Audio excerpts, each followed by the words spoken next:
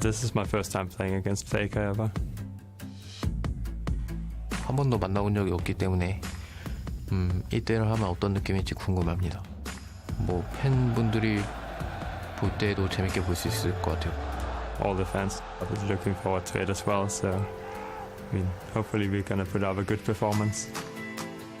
일단 저는 프로겐 선수가 굉장히 잘한다고 생각했고 또 인정하는 선수이기 때문에 A lot of the time you see players just wanting to be in the comfort zone and playing the picks they always play.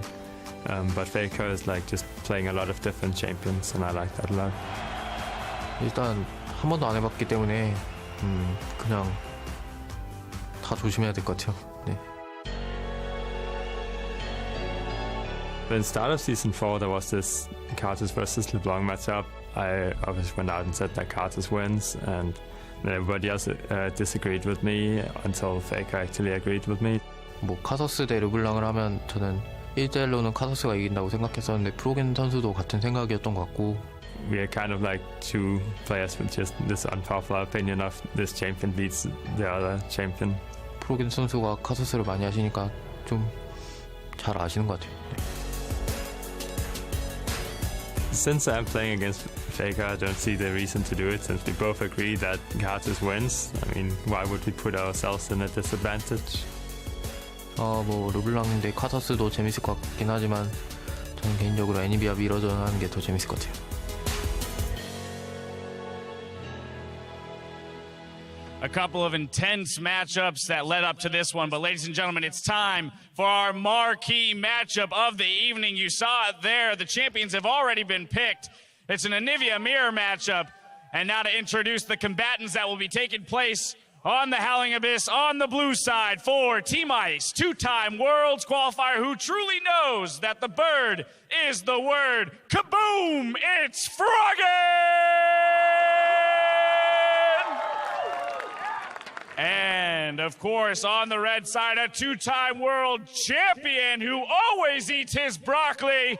It's the other Zed, Faker!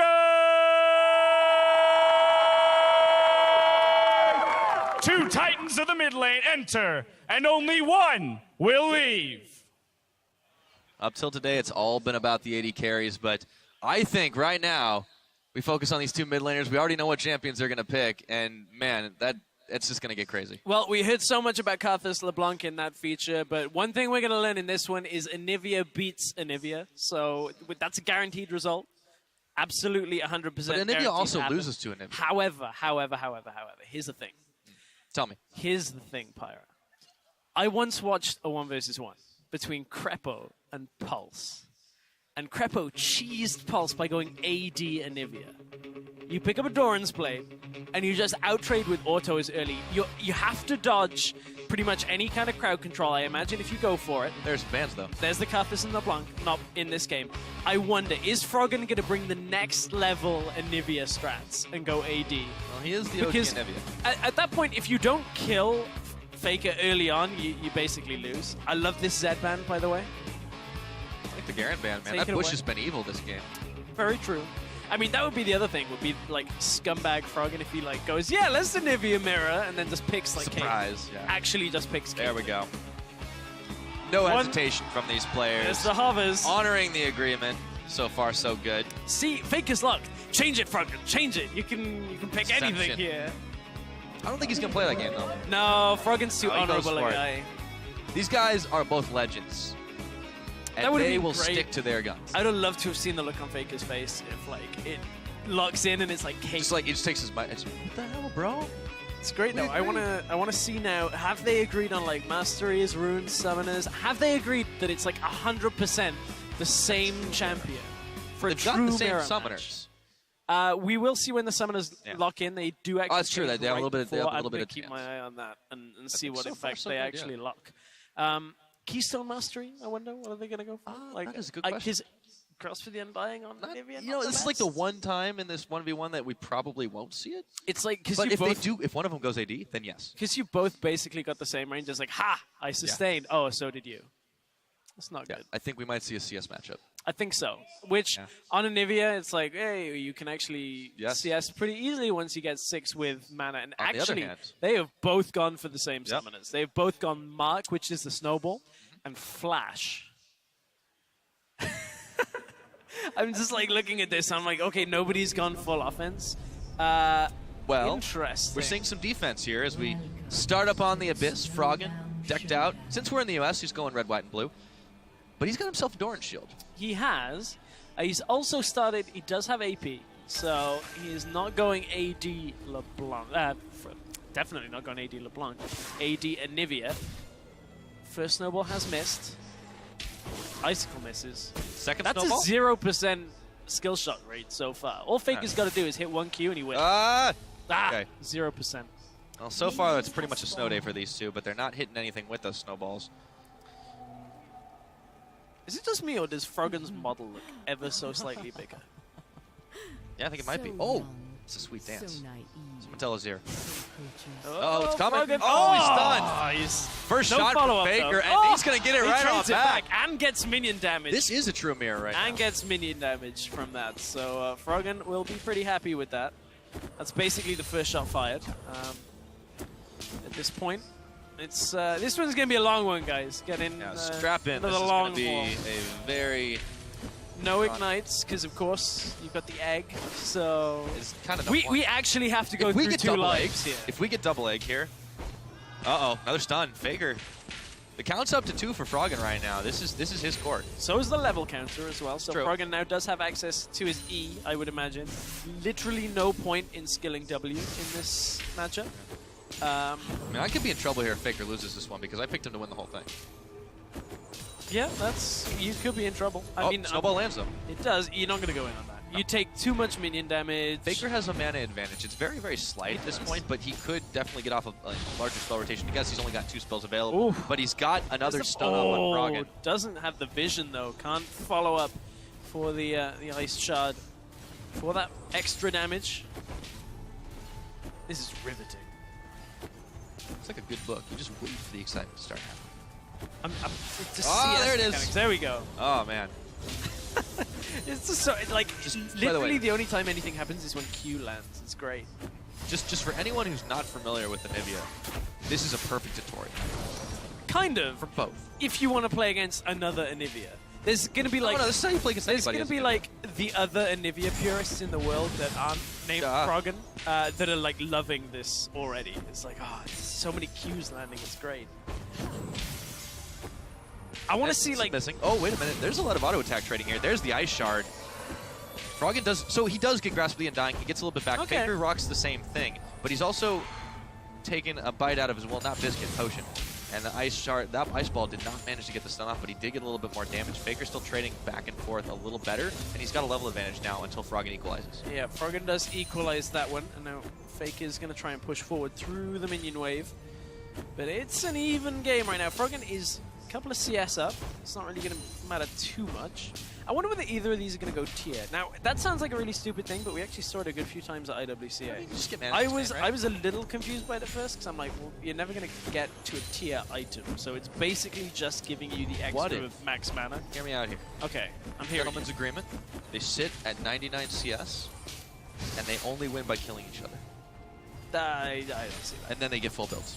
I don't see that happening, because at that point, that is when you scumbag. You're like, ha! Win conditions. Get that last CS. Got it. This is why I'm not in these 1v1s. I'm not gentlemanly like that. I'm like, I'm going to win this Ooh. if I can. A little bit of farming. There's the snowball. Froggen's not going to go in on that one, though. He does have a little bit of health disadvantage. Ice Shard's going to come in and take another bite out of his health bar, but still more sustain thanks to the Grasp of the Undying. So, right now, Faker has 3 points in Got the his stun. team. Ooh. Oh, Froggen dodges. He trades well on that one. Have they both got 3 points in E? That is what I'm wondering. I would imagine so. At this point, level 5, no reason for points in W. Yeah. Can see Fakers right what it looks now. like. I'm assuming Froggen has exactly the same thing. Clearly, this is the optimal build. Yeah, I mean, there's not really too many ways of building Anivia this early onset that's all that different, but Yeah. Faker wants to push back up onto Froggen, but Now, what I really want to see is when people just start ice walling each other. it literally is the least useful ability in this matchup. When you have Snowball and It is, Flash, but they got to take it eventually. Yeah, eventually you have to. They have to pick a point. actually skill it at some point. Not Yeah. not next level, but soon. Soon TM. At this point, Froggen is just keeping the push going. Oh, but CS Faker lead up. goes in on this one, and he Gets forces the a flash. Wow. Yeah, Huh. territory marked. Oh, And goes in, now has- and he's gonna Oh! maybe get an egg out of this one, but can he scramble him up for breakfast? I don't think he's got the damage. But this is all Faker needs right now. All he has to do is be able to recall safely, and he's already got the egg, and if he can make the same kind of play happen again, he should be fine. Faker manages to sidestep, catches Got Froggen the again. stun, looking No for it, mana, grasping and though. dying. That is a really low health Faker, but he keeps on going. Use just the trying mark. to push him back. Oh, He gets boy. it. True damage for the follow-up. Froggen's Does not going to Froggen go want for it. There's No. too much mana for No, this Faker. is Froggen is not going to Yeah, go in this on is that. good. This 9 is- times out of 10. Yeah, that is... Oh, Oh, did manage to get it, but can't There's- quite follow up. just on the minion. Faker's still going to go for it. But he's playing a dangerous game here. He's got the egg available, that's true. But he's trusting that Froggen just can't even do enough to get him in that form. It's all about that little bit of mana that is left on Froggen. If Faker feels like it's enough for the spell rotation to come out, he's not going to go aggressive. Faker, remember, does still have his egg. Froggen does not. So that is another thing to keep in the mix. Froggen's going to have to go ahead and back here, but he should have a little bit of gold banked up. Let's see what he does decide to build. Faker can push these minions into the turret and go home with a CS, well, not advantage, but at least even the gap a little bit. So, Froggen instantly picks up the Catalyst.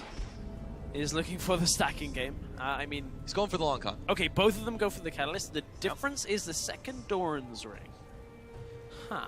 We'll see how that plays out. A little bit more AP, a little bit more mana regen, and Well, that and does we're seem still- to be the big difference between Froggen and Faker right now, is that Faker's just had a little bit more mana in these last few trades.